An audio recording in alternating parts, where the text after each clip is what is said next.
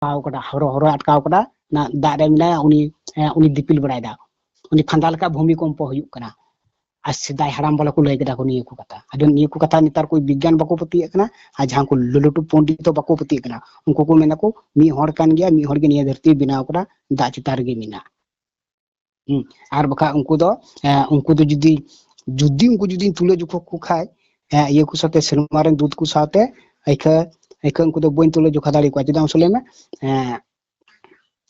unku litte gorom bako marang buru ko tarpor Thakur को ठाकुरन को उनको दो एखोना किस्सा बड़ा हुयुक तिया आर जदि किस्सा अंजम का उल्टो उल्टो अंजम काडा चेदा ओनाते इन दो सटिक दो बई ले दाड़ी कना बखा निया धरती जहां जूत का बाबा ईश्वर से ईश्वर अल्लाह को उनता का उनी दो कथाते जूत काडा जेमन एटा धर्म रे अंजम काडा लई दको जे कथा तो जूत काडा हां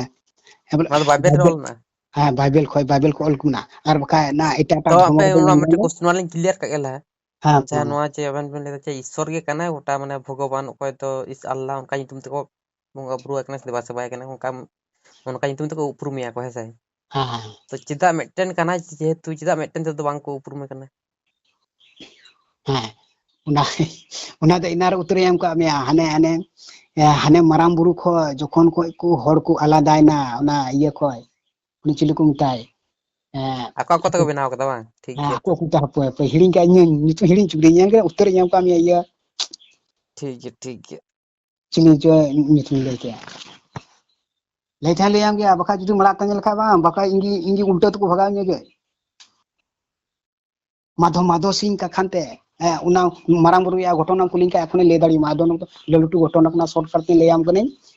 शॉर्टकट ते ले आम कना जखन माधो सिंह मिटे कुड़ी बफला दखने ले किदा नेदा इन दो जातन विधो विधो का रहो अंका रहो इन दो हर समाज रे कुड़ी कुसी कुड़ी बफला ये आदो चिक कुछ का गरा को अबो हर समाज बांटा लिते जखन उना बुरु दो अड्डी जिलिंग थे कना को तारपरे ना बादोली जार खय मा को दड़ के बादोली जार खय को दड़ दुंग ना को दड़ दुंग के मिठे मराम बुरु को नाम किदा अड्डी जिलिंग आर अड्डी उसूल उना बुरु को नाम किदा दे को नाम के खाय आदो दे को लहा कना को निंदे को दड़ दा तो करांग को चांगू तो बतर मराम बुरु नितु दे कना निंदे को दड़ दा को तो निंदे को दड़े कन खाय को आदो दे नाते को चला कना को ढाके दो कना को सादों ते नते को चला कना तखन दो अड्डी दो रात गड्डी थे कना रात गड्डी नेल का या डांगरा गड्डी को सादों गड्डी को ये जखन को उडुगो कना तखन को नेल दको बोले करांग कचांग न्यू दर दो ना दो हांते को चला कना गठा के दो कना हदो को चला कना को ढाके दो कना आदो दे आनो तो मा माधो सिंह मा तो मैं ये कान गिति कना आर को तो तलानी दको दड़ कन का चिकु चिकाय दको दे को मेन दको जखन भोर तीनटे निदे कना तखन को मेंदा आम दो उन मारांग हर दो अकय कना आम दो उन मारांग हर दो अकय कना आले मिटे घेराव रेन मिटे बादोली गार रेन से चाय चांपा गार हर रेन जत्तम एसे चबाव का ले हांते ना थको बाले ᱧᱟᱢᱮ तुमा मा आम अचोगो में आर तारपर आले चला चुले में आ तारपर उना तो अडी माराम बुरु तहे कना अडी जिरी लागोय बुरु ᱧᱮᱞ बड़ा का या बुरु को तो ᱧᱮल बड़ा होई केना होई तो लागोय बुरु अड्डी ले कोन ना जिलिंग गया लागोय बुरु अबले किछुटा पुमानी ले दियम कना बका मिटिया कुंकाल का उड़गी इयन का रोड़ाइन कना आदो दे ओना दो लागोय बुरु लेका जिलिंग गया लागोय बुरु दो कुलिया पतला गया बोले बांगसुला उनका को ले को जहां को ᱧᱮल का इन जगह तो कोतन कुली को ले दया उनको को चला है तो आदो दे ठीक भोर समय तखन को लेगदा आम दो उन मारांग हर अकय का नाम मा आलेले मा आम हर आड़ा आले में आले दो खूब दुरकार अक्तर गेले दड़ दुंग कना ना इया खय दो ना चाय चंपा गाड़ को सब बादली गाड़ को आदो दिए अदे ठीक है तो भोरना सिताना आदो को ᱧᱮल दाको बा तखन कथा को एम लेदा मेन दाको जे उन मारांग हर अकय कना टंडो तो बोले टंडो तीगे मिया चला तो बोले चला तीगे मिया घटू मटकाय लिया मा आम नितुम तले am nyutum tele pujaya, am nyutum tele गोटा धरती ले पुचारा आम ले दिसय मिया बेची कुछ का जरा को ᱧᱮᱞ दको बाको पारम दाड़ी कना बाको ये दाड़ी कना दिए जखन भोर 3 ना आ जखन ते बय बय ते स्टाको कना कुढ़ो को ओचो कना दिए को ᱧᱮल दको उरी बाप रे टुमराम बुरु थो आ नतो को मिदा बांग अड्डी सिदाय हड़ दो कथा को दोहय कान ते नितार को हड़ बाबन दोहय दा चिदा सब समय बड़ी बन सना कान तो अड्डी सिदा हड़ कथा को दोहय कान ते आदो दिको मिदा बांग निये नितो अड्डी माराम माराम बुरु कना दिको मिदा चिक बुन तुमा बांग माराम बुरु कान खाय आरहों तले तो अड्डी माराम बुरु कना आदो थिंग को ले दको मेंदा को थिंग खय दो आबु दो निये दो माराम बुरु मेंते बुन इयाया nyutuma marang buru unigi marang buru nyutum ku nyung kida ko te nyung kete ade de teke mite guli ku nyel kida guli ku nyam kida guli nyam kete ona guli ku dor kida atkon madho sing do nyel ko ja yoto ku dor joba kida ar unku chilka ku dor kida unku dor kida dangra gadi ona ana panjang caka una baku alida mitte baria caka ti ku dor kida unuk gan ante nate una guli ko udung kete am madho sing kete nyel ko ja kuni hoben nyam de unko hono ben nyam le ko nende hari gile am gota do ben nyam gani तो ठीक है दका को आरो जम हुई तो अच्छा ठीक है अदो ये किछु क्वेश्चन लिंक कुली बिना तपर तो तेन दो दका को जम हुई तो कमी को मिना तपर तो एटा दिन आरो गलमरा सचे अच्छा ठीक है तला गपाम कुलिnya तो आर ये किछु लिंक कुली बिना तो itu खुगी दुर्गारा अच्छा ठीक है दुर्गा में किछु गान बारिया पे गान अच्छा ठीक है मा तले ले बिन हां नवा जमाना ये तो ऑलचिकी जाय विरोध दा को है उनको तो माने कोय कना को ओकाटा धर्म रन कना को उनको दिवा जाबे कुली दिने तो हैं ठीक है ऑल चिकी दो पंडित रघुनाथ मुर्मू दे नाम ले दाई आबू होड़ मार्शल डहार ते चला लगी आदो दिए नितारी अंजोम दा ऑल चिकिरना ओखोड़ बांग निदु कना उनका को लेदा मेन दको ऑल चिकिरिया ओखोड़ जुदी मिटे ओखोड़ के बांग निदु खाय दो बाबुन सेना उना दो को खटी को लेदा इसेड़ को बारुदा सबां बाइबेल रे मिना मेन दाय जखन पिलचोड़ा पिलचुबुरी जुदले किना तखन मिटे भाषा थे कना दे जखन मिटे भाषा थे कना आदो दे जखन हर को संगीना तखन भाषा दो बांग थे कना दे तखन मिटे को मेंदा को बाबा शर्मा मी रकम सब समय बाने कान मा अति माराम बुरुज बुन बिनावा आदो दे उनको को बुरुज बुन बिनावा आदो बुरुज आदो ची निये धरती जहां जुद का उनी जुदी मेल खा उल्टो को मेल खा बांग उल्टो जस बांग आदो दे चेज का को मिता कुना आपे दो तीन खय दो ये पी बाबा सर बोले मेन गरा तीन दो आपे खय दो जोतेन आलादा पे दे जखन मिटे ना बुरु लेका को बिना कानते तखन आदो चिका के को ana भाषा जुदा के तो अकोय दो मिटाय कना नुई दो जुदे मिटाय कान खा जे आम दो थरी गुई में नुई दो हांडे गरी मिटा गरी दा जहां मिटाय कना गरी में उनी दो थरी गुई दा अच्छा ठीक गया तारपरे उनका ते उनी भाषा जुदा के तो खाय दो आदो ची कुछ का गिरा अकोय दो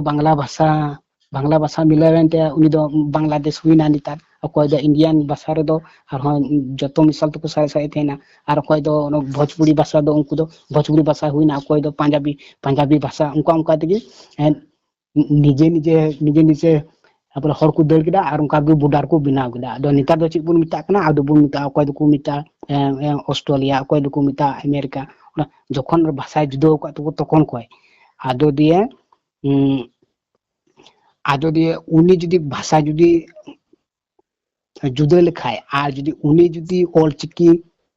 निजे लिपि भाषाते जुदी एमो खाय उनी आबुरेन मालिक मिटे मालिक इन दो चिकाते पलटाव दाड़िया चिकाते बंद दाड़िया मा लैना निये अधिकार अकोय इमा냐 ᱚᱠᱚᱭ ᱤᱢᱟᱹᱧ ᱛᱮ ᱪᱤᱠᱟᱹᱧ ᱵᱚᱱᱫᱚᱭᱟ ᱚᱱᱟ ᱫᱚ ᱤᱠᱷᱟᱹ ᱤᱥᱨᱟᱹᱭᱮᱞ ᱠᱚ ᱞᱟᱹᱭ ᱫᱤᱛᱩ ᱠᱚ उनकिन जहाँ किन दाबिये kan उनकिन दो किन जहाँ धर्म रकान की बोले दाड़ी किना उनकिन दो किन मेंदा ऑल चिकी बांग मिदु कांते आले दो बाले सेन आजिल बोले कथा सोते हैं सुबह एस दिए जेमन उनको इंग्रेजी भाषा बोले ये kan ko midu kun to ka tinu mo masalay na dia onka denda mitte ucharan re mitte katha bang le kana una tele dabi ida ar ka ᱩᱱᱤ ᱫᱚ ᱯᱚᱱᱰᱤᱛ ᱨᱚᱜᱷᱩᱱᱟᱛᱷ ᱢᱩᱨᱢᱩ ᱫᱚ ᱪᱟᱸᱫᱳᱣᱟᱜ ᱫᱟᱭᱟ ᱫᱩᱞᱟᱹᱲ ᱛᱮ ᱢᱤᱫᱴᱮᱡ ᱵᱷᱟষᱟᱭ ᱧᱟᱢ ᱟᱠᱟᱫᱟ ᱚᱱᱟ ᱵᱷᱟষᱟᱛᱮ ᱟᱵᱚ ᱦᱚᱲ ᱡᱮᱱᱚ ᱵᱚᱱ ᱵᱟᱧᱪᱟᱜ ᱚᱱᱟ ᱫᱚ ᱪᱟᱸᱫᱳ ᱪᱷᱟᱲᱟ ᱚᱠᱚᱭ ᱜᱮ ᱵᱟᱭ ᱵᱚᱱᱫᱚ ᱫᱟᱲᱮᱭᱟᱜᱼᱟ ᱟᱵᱚ ᱫᱚ ᱩᱱᱤ ᱨᱮᱱ ᱮᱠᱮᱱ ᱢᱟᱱᱣᱟ ᱠᱟᱱᱟ ᱵᱚᱱ ᱟᱵᱚ ᱫᱚ ताले ᱵᱟᱵᱚᱱ है ठीक है ताले मित्र है माने अब हम नंटे दा उन विरोध दो बांग kan ठीक दो बांग kana विरोध दो चिकी ᱵᱟᱝ विरोध ᱠᱟᱱᱟ ठीक दो बांग kana ताले उनकिन दो माने जहां किन विरोध है उनकिन जहां किन विरोध है उनकिन दो माने टाका पैसा ᱧᱟᱢ खातिर कि नोंकाय दा से ᱴᱷᱤक ᱜᱮᱭᱟ ᱦᱳᱭ ᱟᱸᱡᱚᱢ ᱢᱮ माने टाका पैसा दो उनता दो माने टाका पैसा खातिर कि तो जतो किछु तो दो ये kana है सब खून ᱟᱫᱚ खराब जतो किछु माने टाका ᱟᱪᱪᱷᱟ पैसा ᱴᱷᱤक ᱧᱟᱢ ᱜᱮᱭᱟ लेखन जतो किछु ᱪᱮᱫ ᱮᱢ तो ᱞᱟᱹᱭᱫᱟ ᱱᱚᱜᱼᱚᱭ ᱢᱚᱡᱽ ᱦᱚᱲ ᱟᱨ ᱵᱟᱹᱲᱤᱡ ᱦᱚᱲ ᱡᱚᱛᱚ ᱫᱷᱚᱨᱢᱚ ᱨᱮᱜᱮ ᱢᱮᱱᱟᱜ ᱠᱚᱣᱟ ᱡᱚᱛᱚ ᱫᱷᱚᱨᱢᱚ ᱨᱮ ᱢᱚᱡᱽ ᱦᱚᱲ ᱵᱟᱹᱲᱤᱡ ᱦᱚᱲ ᱢᱮᱱᱟᱜ ᱠᱚᱣᱟ ᱮᱠᱷᱟ ᱩᱱᱤ ᱫᱚ ᱠᱤᱪᱷᱩᱴᱟ ᱦᱩᱭᱩᱜ ᱠᱟᱱᱟ ᱥᱟᱭᱛᱟᱱ ᱦᱚᱭ ᱠᱟᱹᱢᱤᱭᱮᱫᱟ ᱟᱨ ᱥᱟᱭᱛᱟᱱᱟᱜ ᱵᱷᱟᱜᱽ ᱠᱷᱚᱡ ᱰᱷᱮᱨ ᱵᱷᱟᱜᱽ ᱠᱷᱚᱡ ᱱᱤᱭᱟᱹ ᱫᱷᱟᱹᱨᱛᱤ ᱡᱟᱦᱟᱸᱭ ᱵᱮᱱᱟᱣ ᱠᱟᱜ ᱩᱱᱤ ᱦᱚᱸ ᱠᱤᱪᱷᱩᱴᱟ ᱵᱚᱞᱮ ᱩᱱᱤ ᱫᱚᱭ ᱛᱷᱤᱨᱮᱫ ᱠᱚᱣᱟ ᱟᱨ ᱥᱟᱭᱛᱟन ᱫᱚ ᱢᱮᱱᱫᱟ ᱤᱧ ᱫᱚ ᱡᱟᱦᱟᱸ ᱞᱮᱠᱟᱛᱮᱧ ᱫᱷᱚᱝᱥᱚᱭᱟᱹᱧ ᱡᱟᱦᱟᱸ ᱞᱮᱠᱟᱛᱮᱧ ᱛᱟᱯᱟᱢ ᱦᱚᱪᱚ ᱠᱚᱣᱟ ᱦᱚᱲ ᱟᱢᱨᱮᱱ ᱦᱚᱲᱤᱧ ᱛᱟᱯᱟᱢ ᱦᱚᱪᱚ ᱠᱚᱣᱟ ᱚᱱᱟᱛᱮ ᱱᱤᱭᱟᱹ ᱫᱷᱚᱨᱢᱚ ᱠᱟᱠᱷᱟᱱᱛᱮ ᱚᱞᱪᱤᱠᱤ ᱠᱟᱠᱷᱟᱱ ᱛᱮᱵᱚᱱ ᱛᱟᱯᱟᱢ ᱠᱟᱱᱟ ᱵᱟᱠᱷᱟᱡ ᱱᱤᱭᱟᱹ ᱫᱷᱟᱹᱨᱛᱤ ᱡᱟᱦᱟᱸᱭ ᱵᱮᱱᱟᱣ ᱠᱟᱜ ᱩᱱᱤᱭᱟᱜ ᱫᱚ ᱪᱮᱫ ᱜᱮ ᱵᱟᱵᱚᱱ ᱵᱚᱱᱫᱚ ᱫᱟᱲᱮᱭᱟᱜᱼᱟ ᱟᱨ ᱡᱟᱦᱟᱸᱭ ᱵᱮᱱᱟᱣᱟ ᱢᱚᱡᱚᱜ ᱞᱟᱹᱜᱤᱫ ᱵᱮᱱᱟᱣᱟ ᱵᱩᱡᱷᱟᱹᱣ ताले मिटन कथा कुली बिना मुचे रे ताले अड़िस ताल बन अड़िस वा ठीक है bang नितो जहां पे बाइपेल पे पढ़ा कना है सब नितो माने नोंका हो पचेत होय दाड़े एलिᱧ उयहर ते हर दो बांको कुली नि कन एलिᱧ मोने नोंका क्वेश्चन हिजुक कना तो जे जहां ओना बाइबल को बनाव कथा से माने ओना रे निश्चय जहां दाड़े दो मेना निश्चय जहां बंगा दाड़े उनका लगा दो मेना गया से अच्छा ठीक गया निये को कुली लेके बन गया क्वेश्चन ताले हिजुक तो अच्छा ठीक तो गया माने ओना जहां सिस्टम ता ओना तो माने नोंका तो होय दाड़े जे इंग्रेज को ऑल का थे किंतु जहां बोनो सांताड़ उनको हाथ को मिले ले इंग्रेज साला उनको के ओना को उनको हड़ को ओना को कॉपीव कदा माने इंग्रेज मिसा कते हड़ा को मिसा कते को बनाव कदा माने पैसा टाका एम कते ओनोंका लेकना मुद्रा को एम कते बेस कते मन सांताड़ को उनका को बनाव कदा उनका कते को बाइबल को बनाव कदा तो ना सांताड़ जहां बन पढ़ा अच्छा तो ठीक ओना गया ये ते चे बेन ले ओना दो जखन ओना जे जखन उनको इया हड़ कजा को संतावे को तो उनको रगे हड़ कजा को संतावे को तो उनको दो प्रथम धर्म कमी दो जहां दिसों रे इंग्रेज को तहे कान जहां दिसों रे इंग्रेज को तहे कान जहां दिसों हड़ कजा को संता चु कान उनको अबुरन मालिक दो जत्तो हर लगी उना धर्म कथाय कुल किदाय ठीक गया धर्म कथाय कुल के खाय आ नुकु इंग्रेज दो मी बार धर्म हर को थे कना उनको दो को किसड़ गया उनाइते जत्तो रे टाइम को नाम दाको ओना जत्तो बई बनाव लगी से किछुटा आइमा रकम आविष्कार बनाव लगी आदो ची को चिका करा को किछुटा हर उनको जहां इंग्रेज को संतावे को उनको इंग्रेज दो आरो जुदा को थे कना को उनको दो को तपामे को ता उनको दो ये लगी सुदु हामेड लगी सोना दाना ये लगी उनको को थे कना को उनको ता एटा बसारेन दिकु को थे कना उनको दो नुकु को रहे को थे उना येते जखन उना बाइबल कथा उनी थॉमस टे खय या बोले उनी जिसु ठे खय को नाम बाबा सु ठे को नाम कदा को नाम कते दिए उनको तो को ऑल कदा इंग्रेज दो उनी दो अक्वा भाषा ते ऑल कदा और मिटे इंग्रेज दो बोले मिटे उनी विदेशी हड़ दो नुकुन को हड़ को संताव को थे उनको थोड़ा गाने पढ़ाव के को पढ़ाव कते दिए दिए मता को कना नोनी बाइबल कथा दो आपे डाहर लेकाते ऑल पे और निये दो आले दिकु जुत कनाले आले डाहर लेकाते ऑला आदि ऑल रे उनको को गंडगोल कदा नुको इंग्रेज दो ako aku aku ko all कदा अनको हर अपन दो aku को ऑल कदा आर काय मालिक दो कथा सुजी कते आज तगी ऑल कदा अदो दिए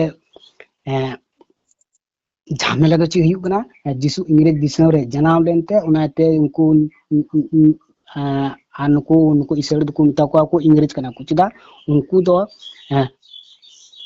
समय लगी कथा को प्रचार लेदा और तारपर नाना हुनर भाषा लेकाते बोला को कथा को इया गिदा को बोला को ऑल किदा उना तो को लेया को जहान धर्म रहन को लेया को जे बाइबल रे कथा संख्या अड्डी गजाग मिना गोटा धरती बोले नेल में साधु धर्म रे हर हो बनु को गोटा धरती तारपर बिदिन धारे हो बनु को गोटा धरती बनु को तारपरे एटा धर्म रेन मुसलिम धार रेन हो बनु को एटा धर्म जत्तो धर्म को गोटा धरती गी मिना को इसै हर गी चाहे रेंगे गी चाहे किसड़ गी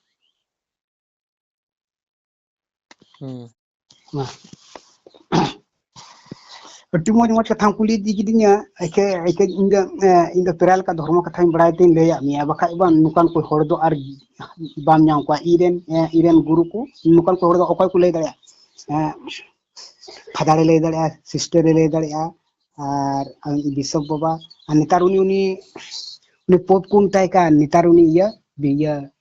पोप फ्रांसिस नेतार नेल गड़या उनी उडो गडी तो गोटा धरती दाड़ान उनी उनको दो आले दो मिद दल कना रे अदो कोई उडे उनी उडो गडी तो गोटा धरती दाड़ान गी